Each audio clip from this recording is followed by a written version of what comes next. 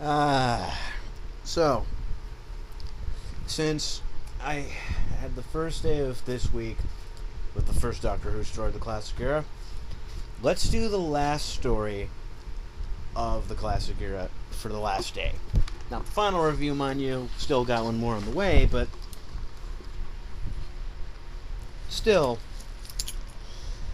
I wanted to do this because I've been meaning to watch this, and I think I had enough now. Here's the thing about survival. I want to say I constantly hear debates about it. I hear people think it's a great ending. I want to hear people say it's a sad story to end, a sad note to end on. I want to hear a lot of things. Notice how I keep saying the word want, because I hear nothing about this story other than the fact that it's the last story and two key things. The speech the Doctor gives about living and dying like animals, and the speech he gives at the end of the episode, basically kind of being a last minute see you later speech. Not a goodbye, a we'll catch you later. Which I think is the saving grace. The thing about survival is it got unnecessary pressure. I'm pretty sure it had this at the time, though I don't know if I'm pretty sure they announced the show was done and this was the last serial aired. The thing with survival is it, like a lot of episodes, tackles some kind of cool idea. Basically, primal instinct. That's the theme of this episode. Survival of the fittest. The word survival. Okay. Here's one thing I want to bring. This might be a brief aside, but you ever watch a new episode of the show and wait for them to say the title? I don't know why, but I always wait for that and get giddy when they do that. I'm an idiot, but hey, come on, I love getting that. At least it isn't as stupid as I will become Superman 4, the quest for peace. But you get it.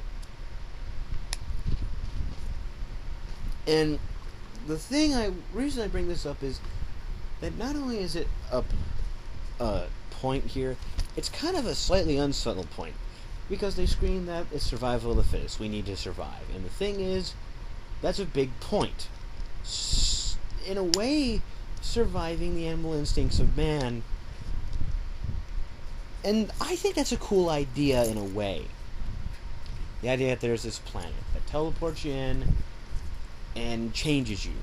You're no longer a man. You slowly become a beast who only wants to hunt for prey. That's a cool idea.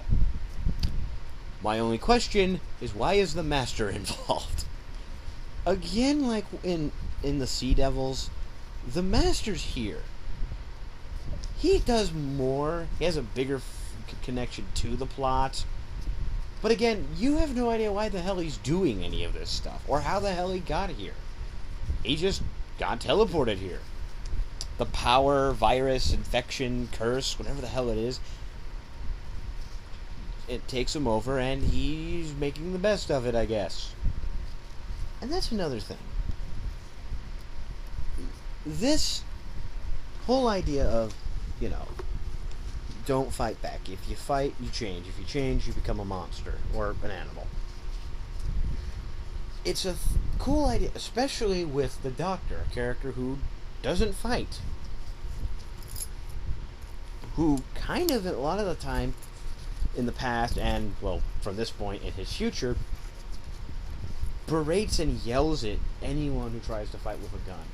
Makes a point that, in most cases, he wouldn't. He wouldn't resort to killing. He wants to find a peaceful, non-violent way out of things. And you throw him into a situation where animal instinct is the main threat. In some ways, it feels like a Peter Davison story. I mentioned in Cage Antrazani that story was, I think, an extreme, because you put a very, the lightest Doctor, in all honesty, the nicest Doctor, in a cutthroat, could barely get out of the situation. And here, it's not even the idea of, getting out alive. It's getting out alive with your mind intact. That's the thing. that I find fascinating. It's not a matter of you'll die, it's a matter of your soul will burn out and you're essentially going to be replaced by, a shell taken over by a monster. That's the idea I like. But here's the thing. They never completely explain what the hell it is. At some point it's considered a power, but we don't know what the hell this whole strange effect is. Is it a virus? Is it some sort of infection? Is it a mental thing? What? There's no clear answer, and that's the thing. It doesn't even feel like one of those things where they keep it ambiguous. It's just doing it. And when it's something like this, I want it to be a little clearer. They don't even question it. They just say, the planet's changing us. How? Why? Well, okay, fine, there's kind of a reason why. The Master found the power, which, again, they never explain, and he's doing this to bring out more destruction, or use the power. Again, that's the thing. It's not completely thought out. And now let's get to now, since we covered the story, let's cover the acting. Pretty good. Really good. McCoy's good at melding out something good, especially since he's really treating this like a serious threat. He fears anyone swinging a punch at anyone else because of what will happen to him. Especially Ace. And we see how well they work off each other and how great their relationship is. I consider them up there with the Fourth Doctor and Sarah Jane in terms of companions who work great together.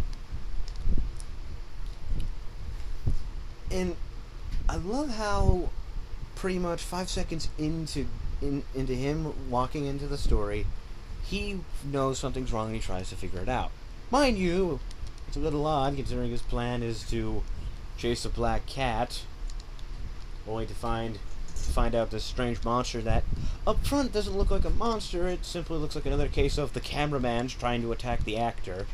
We soon find out it's the furry on a horse, but anyway, that's the thing. It adds on to the idea of the story that the carnivorous nature of man's coming out. And the Doctor's trying his best to fight it. That's the thing I find great. He's not fighting against an army of Daleks. He's not fighting against, a soul of evil. He's fighting against the dark sides of human nature. And he's showing everything to prove that. Hell, the fight like animals, die like animals speech is delivered a little over the top, but again, in a sign of desperation. Because, for a brief moment, it was happening to him. And I think that's why his performance is great. Moving on to Ace, I like Ace. Here's the thing. She's one of the more fleshed out companions the show's ever had. Basically, up until the story before this, The Curse of Fenric, there was a bit of a lead up to her. A big arc for her. Here, it's kind of a good send-off to her. Let me give you an example here. She's accepted the dark parts of her life and decides to come back home to visit her friends. And she's sad to see them. And then she slowly finds out what's happening. The weird cheetah people are taking them to their planet. Yes, I realize what I just said. Shut up. And then she forms a weird kind of spirit, animal, friendship, sisterhood, friend, something, whatever, union with the cheetah lady.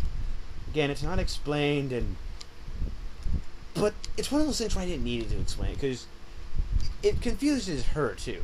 Ace is completely confused, but overtaken by the magical curse of virusiness.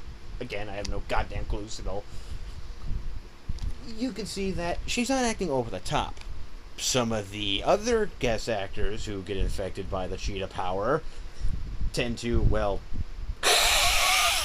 seriously, they either repeat whatever the hell the Master says or hiss. Come to think of it, this story would piss off my aunt. But again, she's playing with the right amount of fear. When she's infected, she's fun to watch. She's generally putting out a good performance. I even love the bit at the end where she thinks the doctor's gone. All she has is his hat and his umbrella, and you get this sense that she's going to the best of her ability, carry on in his place. Which I like that. I love the show. I love that they show that she had enough respect for the man that she's willing to carry on his mission in some way. How? Who actually knows? But I at least love that she showed that.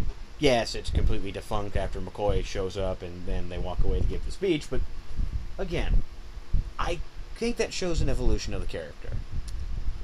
The Master in this, again, he kind of serves an odd purpose that's unexplained. Okay, here's my problem here. I think they should have probably gotten a different actor for him. Not that he's not working great off of McCoy, it's just that he's so known for being Davison's master that seeing him interact with McCoy and his two interactions with even Colin Baker, I just felt like they should have replaced him. It's just that I'm so entrenched with him with Davison that it's just kind of odd. Again, it's kind of cool, don't get me wrong. He's playing it pretty good. He's actually playing it with a lot of menace, which he kind of has to due to him, having to wear the contact lenses in the teeth. I mean, being cursed by the planet. And I think that's what in the end saves it, the performance and the interactions between him and McCoy. But again, I couldn't get the thing off my back that it's still him. It maybe should have been another one. And again, hiring another actor to do a one-off may have been kind of odd. I think in one sense, it actually gives this show a bit of closure. One of the previous actors came by. That kind of helps. Again, unintentional, but it helps. Now, let's get to the argument I was kind of alluding to before. Was this a good story to end on? I think so. Was it the best? No. Was it even the best of this season? Again, no. I kind of tie this up with Battlefield. Flawed, but still pretty damn fun. There's some really good action, really good performances from a good chunk of the actors, and a cool idea. But just parts of it are weaker. Story-wise. Effect-wise, it's not as bad as Battlefield, because admittedly Battlefield had some really cheesy stuff, and it was just budget limitations. Here, it relied, I think the cheesiest thing you got to see was the cat puppet, or the Kittler. Yes, that's right. The Kittler. What acts kind of like a thing that, brings them in. And for the most part, you can tell it's a puppet when it's actually meowing at something. But, I don't know. I think the effects they did for show the planet exploding were pretty good.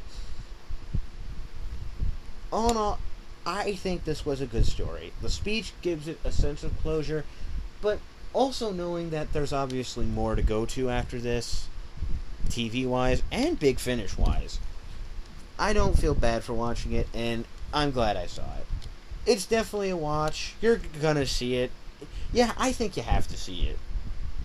You have to see Unearthly Child, and you have to watch this. It's kind of a rite of passage as a fan.